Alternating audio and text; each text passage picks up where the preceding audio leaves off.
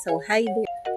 Ang ating ganap for today's video ay magluluto tayo ng affordable na ulam. Budget meal na ulam. Ayan.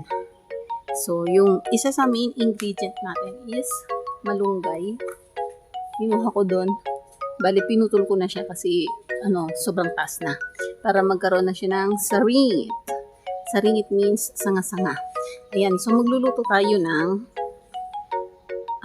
egg lumpia. So, don't mind my ukay-ukay over there.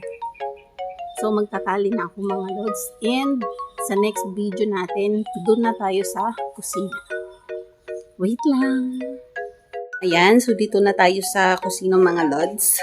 So, yung ating ingredients na gagamitin sa ating egg lumpia ay wrapper. Kasi syempre, egg, and malunggay, and carrots, bell pepper, sibuyas, at saka mayonnaise.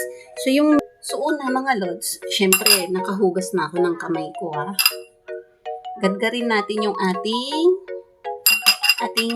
egg. So actually, pwede nyo siyang i-mash with ang tinidor mga lods. So,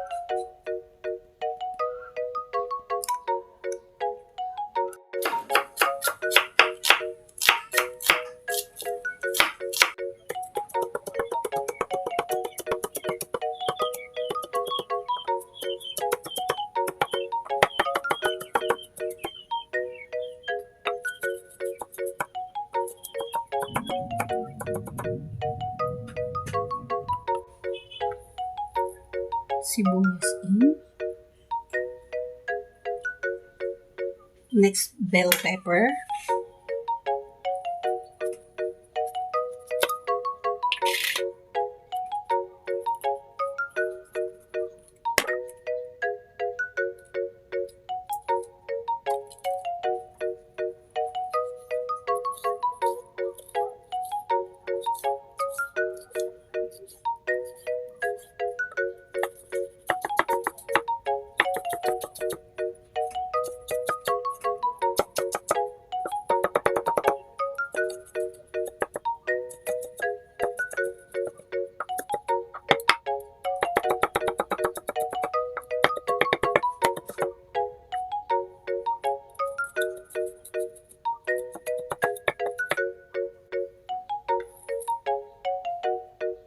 Bell pepper in.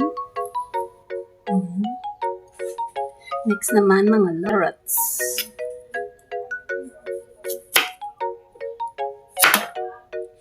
Bago isip ko mga lods, gadgarin na lang natin to. Hindi ko na lang binalatan mga lods.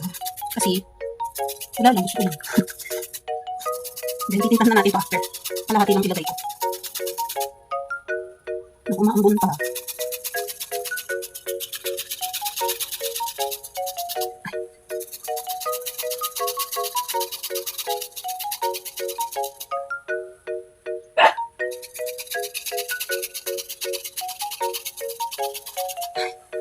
Kapagod. Charis.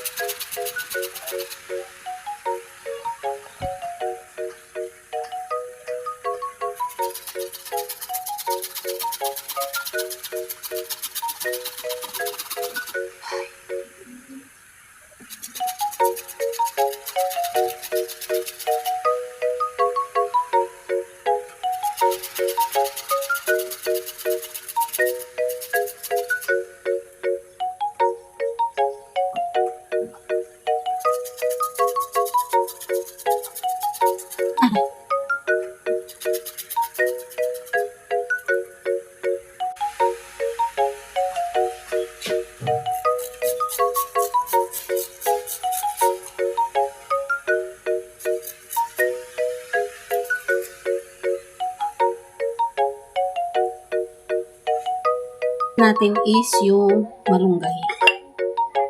Malunggay in.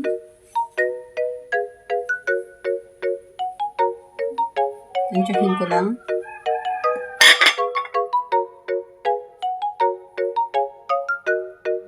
Lagyan din natin siya ng plating. Okay.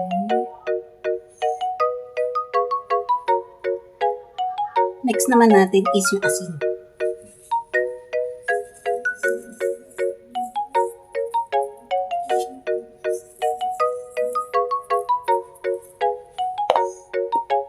And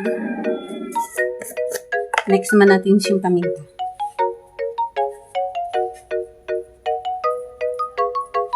Tip mga lods, pag maglalagay kayo ng paminta, ini seasoning dapat nakapataas para hindi siya iisang direksyon lang para mag-spread yung ating condiments. Next na yung ating mayonnaise.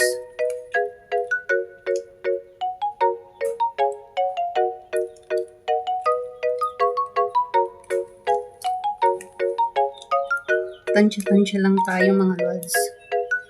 However,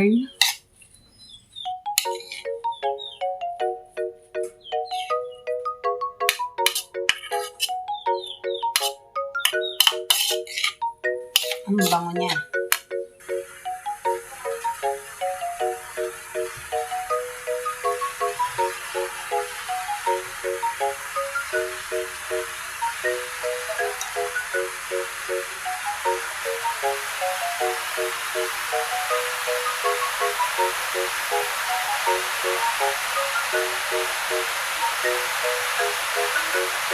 Ayaw niya nang dumikit. Diba? Natutuwa ako sa aking first time ever na ginawang recipe. Mabango siya mga lods din. Sakto lang yung timpla ko.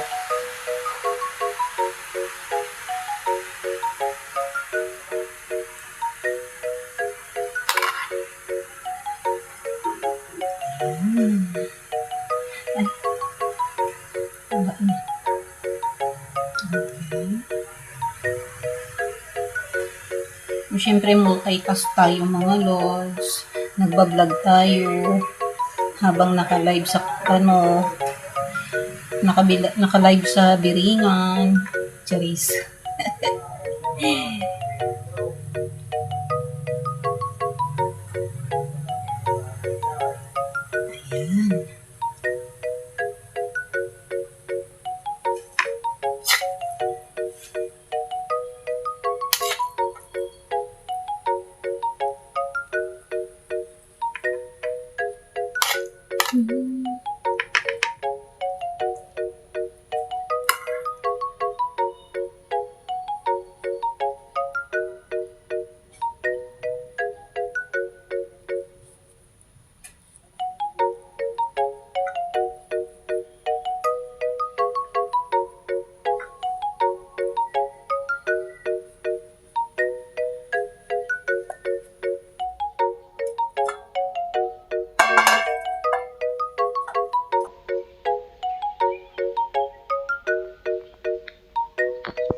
Ayun o. Spotted yung bayabas. Yun.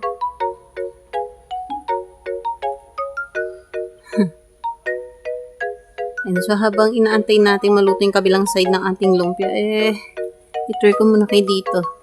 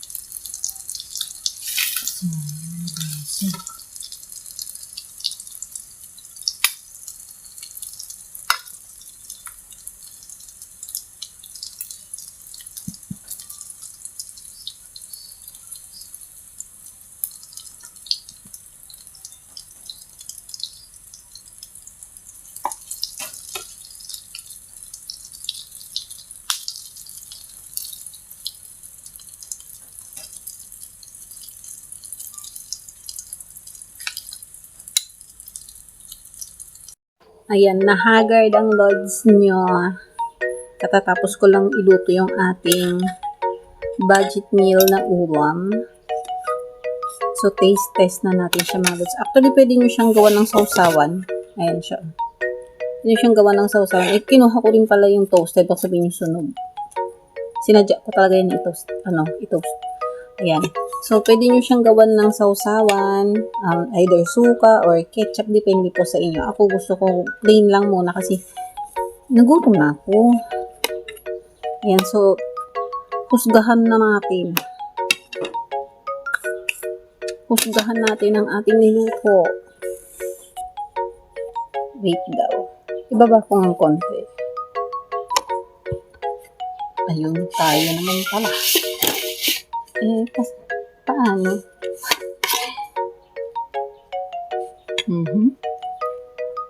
Yung sunog.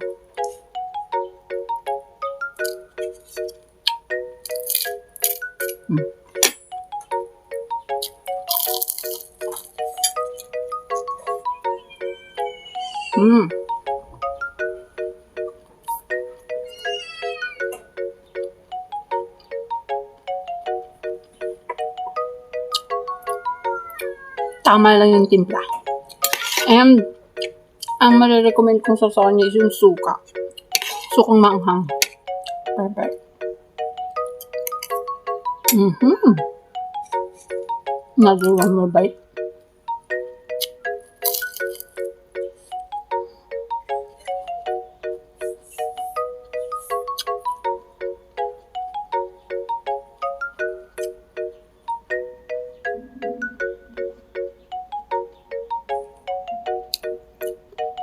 Hindi siya lasang itlog mga lods. Promise. Sarap siya. Try nyo rin to.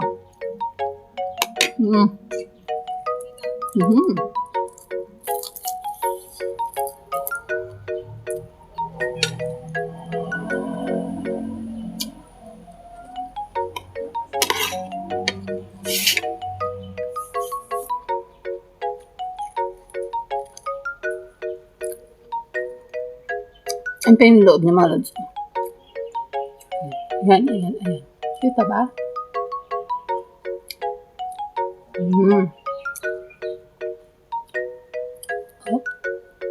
O, diba?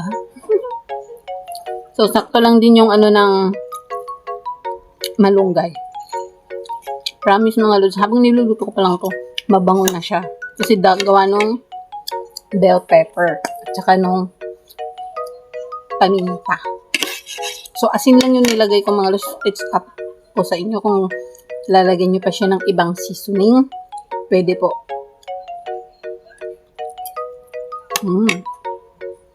Kain tayo mga lods.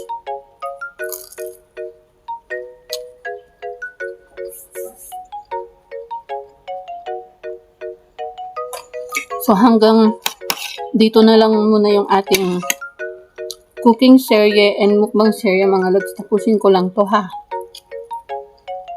So, see you po on my next vlog mga lods. Bye-bye!